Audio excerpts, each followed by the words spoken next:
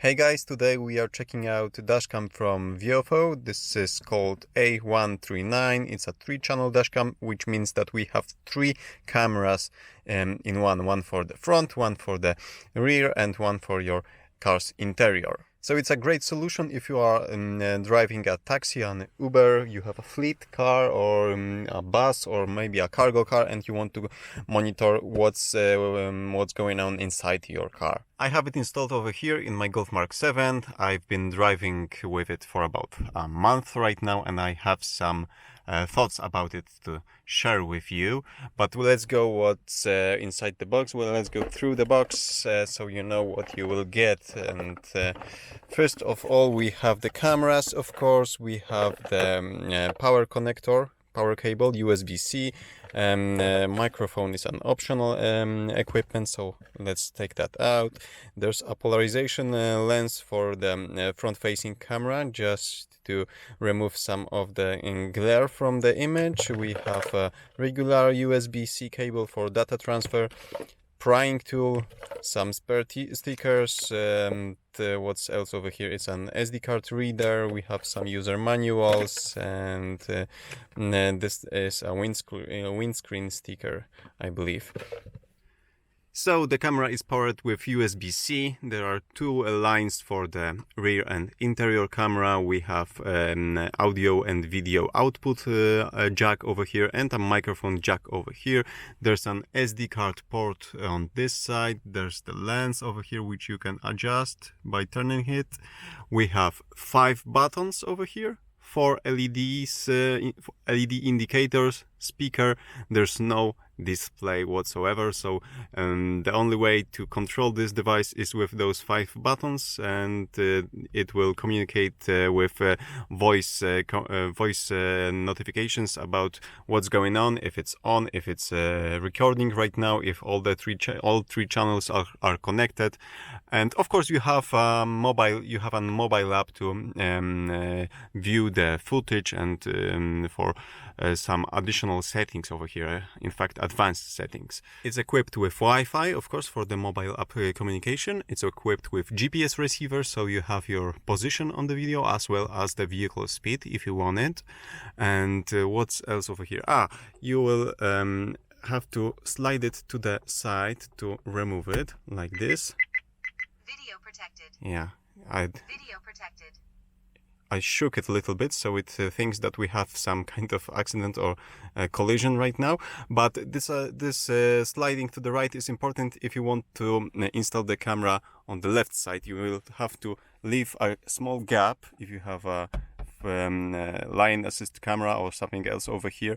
You will have to leave a little bit of gap over here just to have place to remove the camera if needed. So you can see that I'm using only 3 wires out of the 5 that I could use. So I'm not using the AV output and I'm not using the microphone right now. And having 5 wires to the camera is a lot, but luckily those two are very thin. So it makes it that much easier to guide those lines through the car all the way to the back of your car. I'm talking about the rear camera because the interior one is over here.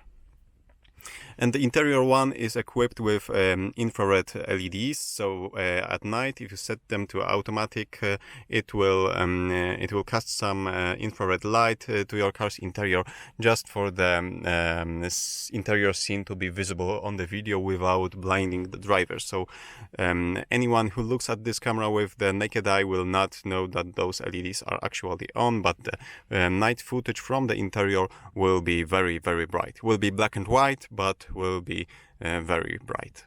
As I said, there's no LCD screen, but the main unit is pretty large, I have to say, but luckily it's so close to the windscreen that it's not even visible from the driver's position. I can see the interior camera over here, but the main unit is hidden behind the rear view mirror, so that's the size is not an issue for the driver. Okay, so we talked a bit about the overall features. So right now let me show you some sample footage that I've collected over the past month, and then we'll talk pros and cons of this camera.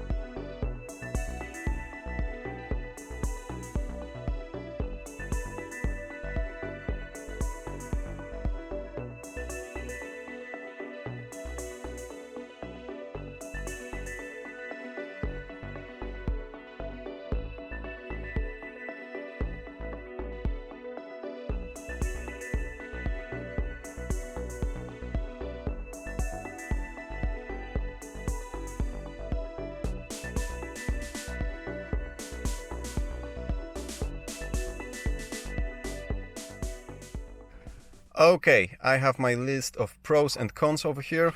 I hope that I didn't forget anything. If I did, then check the description below this video. I will try to fill out all the blanks. So first of all, I very like how the image looks from it. I like how's the image quality from the front-facing camera, which is 1440p.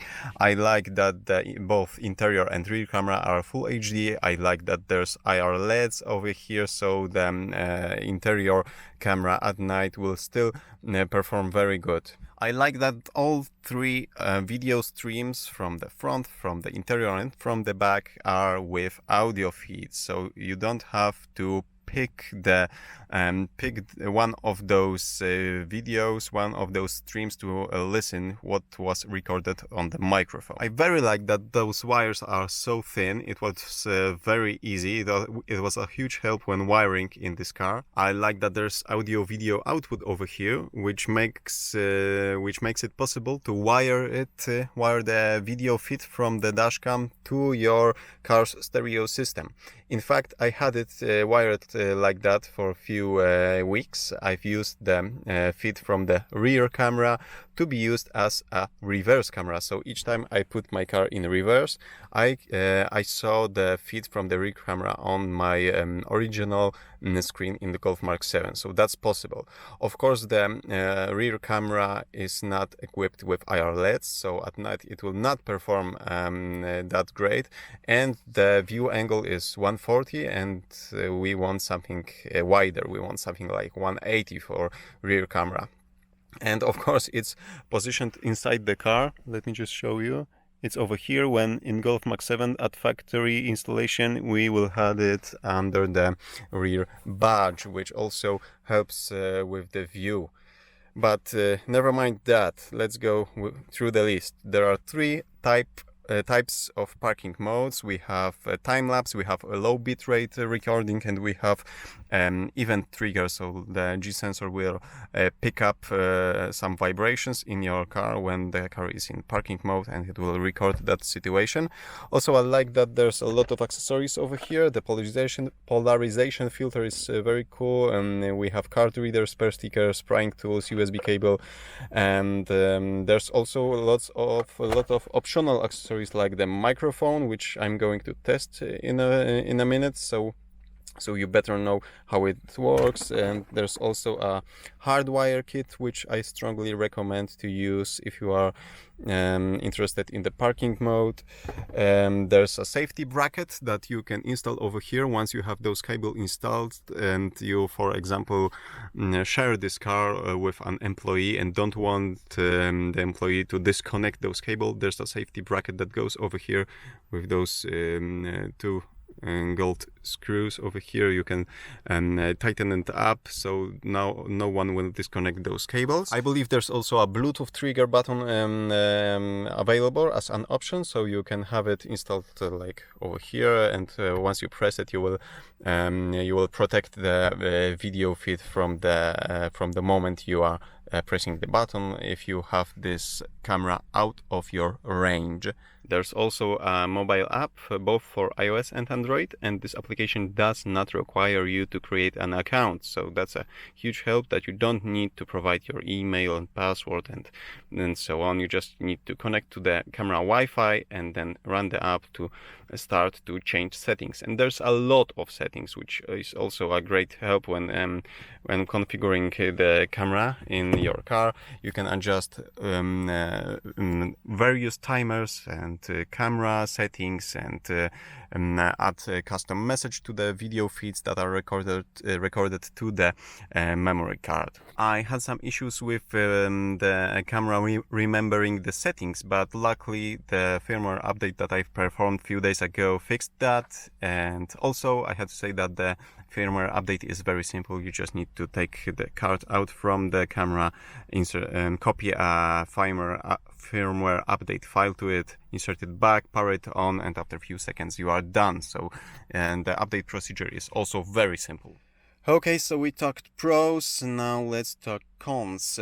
First of all, here's a Polish version of the application. When I set it to Polish, you can see that not all of the text labels are translated. Some of them are still in English, some of them are in, let's say, development mode with underlines, but that's a minor issue. I also would like the parking mode voice notifications to be available over here once the parking mode was triggered. So I'm talking about if you leave the car in parking mode and something happens to it, so the parking event was triggered, I want to be notified about it next time I turn the ignition on. And there's some kind of voice notifications over here, like 2 beeps or something like that, but I'm not sure if that's telling me that the camera was triggered while the parking mode was on, or just it's telling me that it's booting up to a normal operation mode, so it's ending the parking mode. That's not clear, but luckily this issue can be fixed with future updates, and I hope that VIOFO will do this. Also, I would very much like if they provide the hardwiring kit instead of the 12-volt cigarette lighter connector, especially in a camera like this, when you have a lot of wires and you are going to wire this properly under your car's trim. I'm not trying to even think about anyone who would wire all those wires like he or she should under the trim behind those covers and seals, making a clean installation, and then decide to use a 12-volt cigarette lighter power connector, which will be hanging over here or going from here to your 12-volt cigarette lighter. So I would very much like if they provided this instead of the 12-volt power connector, as well as the data transfer cable is also not that necessary. If you are if someone at VIOFO is listening to me, I would trade this for this and everyone would be happier with it. Also, I need to say that I've tried the 12-volt power connector, but I couldn't get the parking mode to work just right. And with this one, as soon as you turn the ignition off, which is on right now, let me just show you, you will hear that we are Parking recording started. That we are in parking mode, and I couldn't get this feature to work correctly when using the 12-volt outlet. So also, if you want to use the parking mode, if that's something important to you, you will I strongly recommend getting the hardwire kit.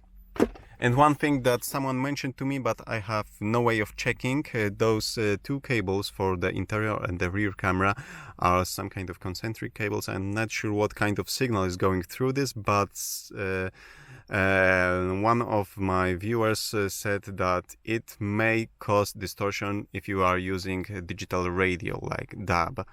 I have no way of checking this in this car, because I don't have this equipment over here, but that's something that you should check first thing when you are trying to install this in your vehicle. Okay, so maybe let's check the internal microphone, let's check the external additional microphone just to compare what's the difference, and let's go to conclusion. This is me talking to you using the internal microphone. And this is me talking to you using the external optional microphone, which is installed right over here. Okay, so overall, I think this is a great product. It has a lot of features. I really like the camera setup over here, the thin wires, the installation, pretty much everything about it is great, maybe except the issues that I had with the mobile application, but I hope that they will fix it soon. It's so great that I decided to upgrade from the 70 Mi Pro, which I had here previously. In the description below this video you will find some extended technical specification if you are interested in it. Also, there will be a link to an online store and 10% off code if you want to buy this camera setup for your vehicle. And right now that's everything from me. If you have any questions, leave them in the comment section below. I'm giving thumbs up if you like this simple review, and that's it for today. See you soon.